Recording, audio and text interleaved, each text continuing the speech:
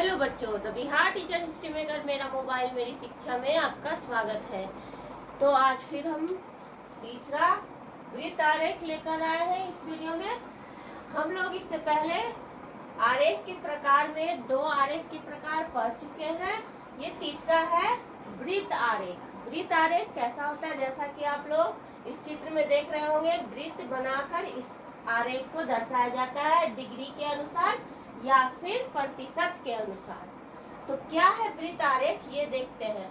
जब आंकड़ों के समूह के विभिन्न इकाइयों के हिस्से को प्रदर्शित करना हो तो इसके लिए वृत्त आरेख का उपयोग करते हैं। जैसे कि किसी अगर हमको दर्शाना है कि हाँ, इस वर्ग के कितने सारे बच्चे चित्रकारी पसंद करते हैं, कितने सारे बच्चे को गेम पसंद है, कितने सारे बच्चे कविता लिखना पसंद करते हैं, तो उसको प्रतिशत में हम कैसे बताएंगे कि अगर 10 बच्चे हैं क्लास में, 50 बच्चे हैं, 10 बच्चे को ये पसंद है, 10 बच्चे को वो पसंद है, 5 बच्चे को ये पसंद है, तो उसको प्रतिशत में दर्शाकर ये वृत्त बनाकर हम दर्शा सकते हैं। तो इसी को हम इसके अनुसार दिखाएंगे। तो हम लोग देखते हैं यहाँ पर, अगर हम मान लेते हैं कि इसको उदाहरण के लिए हम अगर देखें तो उदाहरण में देखने के लिए हम लोग को कि किसी क्षेत्र में कुआं, नहर, तालाब और ये सब कितना प्रतिशत पाया गया है। मान लीजिए कि ये मेरा क्षेत्र है, यहाँ पर दरभंगा क्षेत्र में कितने कुएं हैं, कितने नहर है, कितने तालाब है, तो इसको प्रतिशत के रूप में हमको निकालना है। तो उसका मैंने ये बनाया है। तो जैसा कि है कि वृत्त को डिग्री के आधार पर विभिन्न खंडों में बांटकर प्रतिशत मात्राओं को प्रतिशत से दिखाया जाता है। तो मैंने वही किया है यहाँ पर।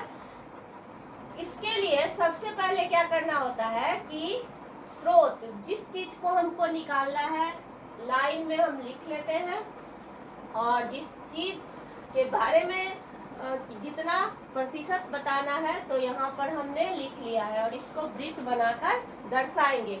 तो संचित क्षेत्र प्रतिशत में कितना कितना है, जैसे कि मैंने यहाँ दिखाया है, कुआं 44% है, नहर 33% है, तालाब 6% है, और इसके अलावा अन्य नाले, डबरे जो होते हैं वो 17% में आता है। तो इसको दर्शाने के लिए हम लोग वृत्त का प्रयोग करते हैं। इस वृत्त का, तो इस वृत्त में आपको सबसे ज्यादा 44% का ये क्षेत्र दिख रहा है। ये कुआं को दर्शा रहा है कि ये 44% में कुएं हैं। नहर 33%, तो इसके बाद 44 के बाद 33% में ये क्षेत्र जो है वो नहर का क्षेत्र हम बता सकते हैं। तालाब के लिए सबसे कम हम क्षेत्र दिखाया गया है, सबसे कम 6%। तो हम तालाब के लिए ये रेड एरिया को ले सकते हैं।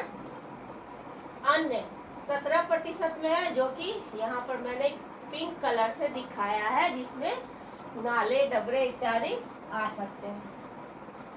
तो इस वृत्त आरेख के कुछ नियम होते हैं जो यहाँ पर मैंने लिखा है। आंकड़ों का समूह अवरोही क्रम में लिखना। आंकड़ों के समूह को अवरोही क्रम में लिख दिया गया है। अंकीय मान का कुल योग प्राप्त करना।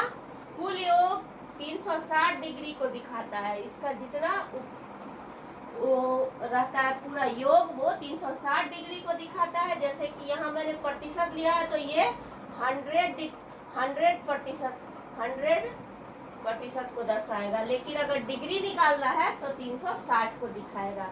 इसी अनुपात में विभिन्न इकाइयों के लिए अंकीय मान डिग्री में निकालते हैं।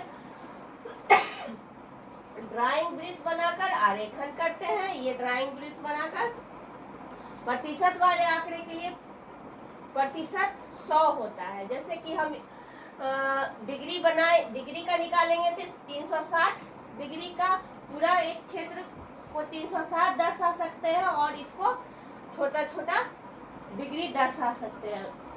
और अगर प्रतिशत को दर्शा रहे हैं तो 100% ले सकते हैं। यह 100% 360 को प्रदर्शित करता है। इसी के अनुसार विभिन्न प्रतिशत का आंकड़ा आरेखन वृत्त में हम करते हैं। तो इस वृत्त से आप लोगों को समझ में आ रहा होगा। अब मैं वृत्त को नज़दीक से आप लोगों को दिखाने की कोशिश करती हूँ ताकि आप लोगों को समझ में आ जाए। देखिए, इस वृत्त में आपको दिख रहा होगा, यहाँ पर ये कुएं का क्षेत्र है, ये नहर है, पिंक कलर में अन्य है और रेड कलर में तालाब है। तो इसको दर्शाया गया है।